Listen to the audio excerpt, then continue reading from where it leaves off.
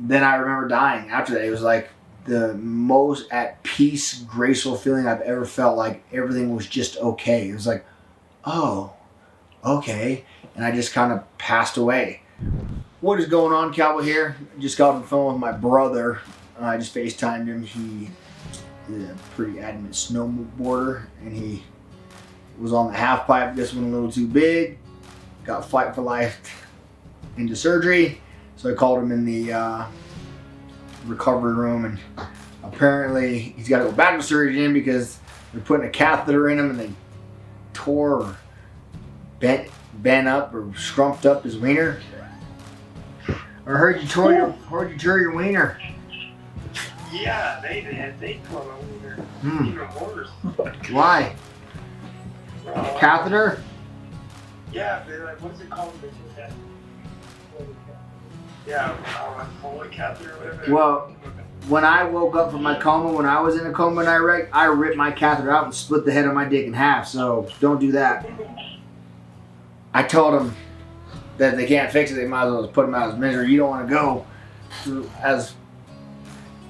If you never had it, I think you wouldn't miss it as much as having it to your 18, just getting to figure out how to play with the thing right, and then they're going to take it away. So that would be terrible. Plus, he's a good-looking, sharp kid. I think he's going to need it, and definitely want it. That told me I only got 7 more lives left. I've used all mine, and I had a similar thing where I got Fight for Life out of a racetrack when I was a kid, 2006. Not sure how old I was, 24 maybe, ish. Anyways, wrecked a really bad wreck. Tried to clear a triple on a 4-wheeler.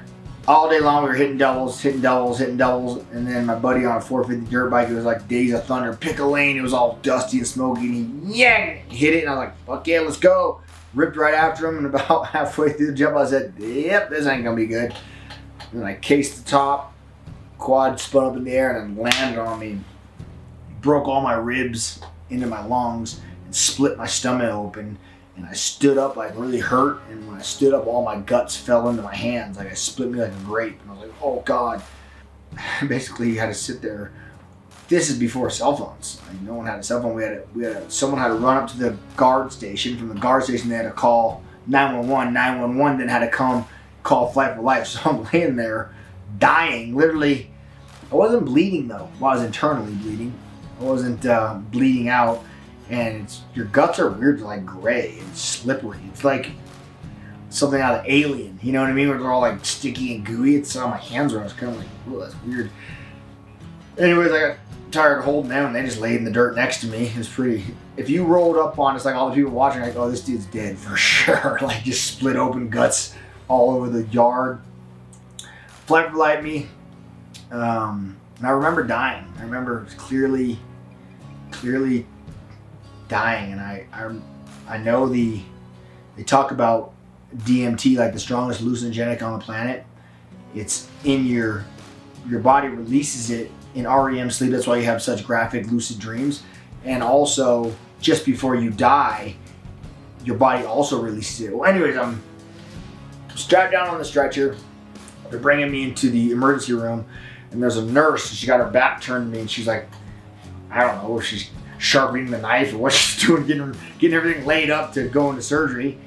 And I had to like throw up, but I couldn't like turn my neck, so I tipped the whole gurney over, and I threw up all the blood that I was internally bleeding all in my stomach. I threw up all over the back of this nurse. I should remember her hands and the way she was like, like grossed out, like just getting blood, something out of the movie Carrie. She was just covered in red, nasty blood. And then I remember dying after that. It was like the most at peace, graceful feeling I've ever felt. Like everything was just okay. It was like, oh, okay. And I just kind of passed away. I don't remember, I didn't go anywhere, I didn't see anything. It was just black. Like it was just the most peaceful, be okay with death to nothing. I didn't have a spiritual awakening. I didn't see the other side. I didn't talk to even myself. Like it was just beep, black. 3 weeks later, I wake up in a coma, they inject me with fentanyl, because fentanyl is a drug that they used to, before the junkies started using to get high, fentanyl is a drug that they use to bring you back from a coma. So they bring me fentanyl. I'm highly allergic to fentanyl apparently, and start going into like cardiac arrest, freaking out, ripping the IVs out, thrashing, reach down, grab a whole handful of dick and catheter and rip it out. Now a catheter is something they run inside your urethra through your penis and blow a balloon up on the other side so it stays in there and it goes all the way down into your kidneys so you can just pee without having to pee when you're under a coma. Well, I ripped that out and I filleted the top of my penis like a fish head. Y'all want to talk about pain? Ha! Who? For all you boys watching, you've caught it in the tip of a zipper before and you know the pain. So imagine, yeah, that shit hurt bad.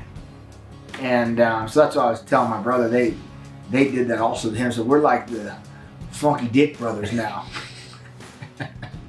2 weeks later, I'm in intensive care. My guts now lay next to me in a bucket because they got to come every day and clean them. They had to remove like 9 feet of my intestines. Half of my stomach is gone, so I got like a gastric bypass. All my friends always ask me, why don't you eat all the time? You don't eat. Well, I don't have half a stomach. Like literally half of my stomach is gone.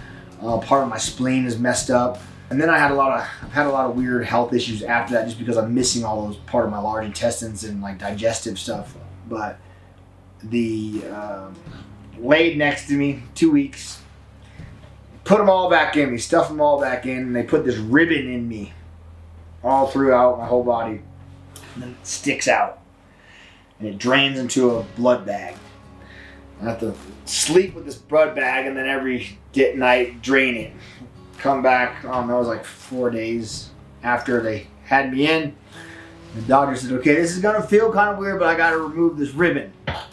Take a deep breath and breathe out slowly. And as soon as I took a deep breath, he just started stripping this ribbon. And if you've ever been tickled from your inside guts, that is what it felt like. This ribbon was like, like I just feel it going through my intestines and unwinding inside me. And I was like, oh my God, like it was the strangest, wildest ribbon experience I've ever felt. And pulls that out. I had my stomach is, like if I pull right here, you can see it. My stomach is secured to my inner wall of my abs, so that's where they had to rehang my stomach and had a stomach pump there. So they pulled the plug, pulled this plug because I had to eat through like a little body tube. It was pretty strange. But first thing I go to Chipotle. Now you're on clear liquids. It's all you're allowed to eat. Clear liquids because your body hasn't had food for almost a month now. I've been fed through like a straw. Clear liquids, water, Sprite if you want because that's clear, soup. Well, I go to Chipotle because I'm hungry, and remember I told you the quad broke all my ribs and punctured in my lungs? Imagine violently throwing up with all your ribs broken. The pain and the crying of tears. The burrito was still worth it, but it almost was. I mean, just dry heaving because my stomach wasn't introduced in, so I put spicy hot sauce. You know what I mean? You make it like how you feel like you want to eat it, and it was totally the wrong thing. So I am crying, broken ribs. Next night, feeling a little better. My buddies asked me if we want to go ride motorcycle. And I say, hell yeah, I want to go ride motorcycles. So we jump on the crotch rockets, take off. Still have staples in my stomach. Riding wheelies down the highway. Too far, 12 o'clock, hit the scrape bar, step off, loop the bike.